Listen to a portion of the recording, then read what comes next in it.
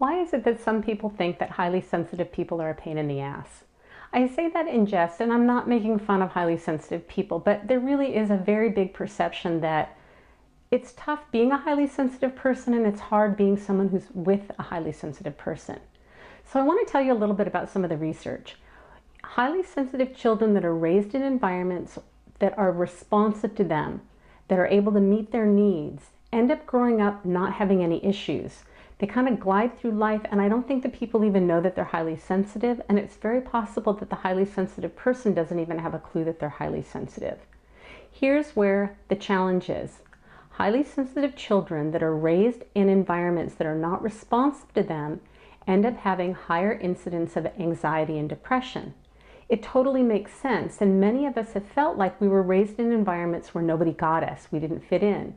This is where the negative messaging comes in. You're too sensitive, you're too needy, you're too picky, you're too tired, you can't do stuff.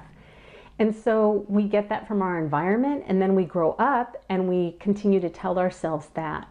And I heard even from a therapist some really negative messaging about, highly sensitive people. And what happens is highly sensitive people pick up on everything in the environment. We're so tuned into people and emotions and moods, we pick up things. And it's almost like being the kid in The Emperor Has No Clothes. We see things that other people don't see, and so we're screaming what we see. And like in The Emperor Has No Clothes, everybody's saying his clothes are beautiful. And we're going, the guy's butt naked. And so what happens is, I think, for the highly sensitive people that grew up in environments that were not responsive, we continue to have that experience if we're not around other highly sensitive people or people that support us, that we continue to perceive and see things that other people don't. And the only way that people hear us is we have to get louder and louder, or we have feelings or thoughts and other people aren't having them. It's very crazy making, it's very negating.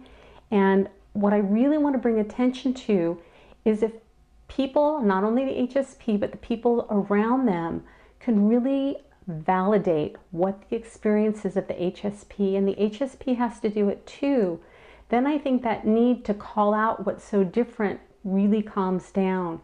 But it's a problem that comes from the outside and the inside, and it's real. It's very real, and I really have such passion about wanting HSPs to understand what their strengths are, understand where the negative messaging comes from, but I also would love for our culture to really see the gifts that HSPs bring to the world. We have so much to offer. There's just so much negative messaging around it. So let's see if we can't figure out how to make some changes. Thanks. Have a great day. Bye-bye.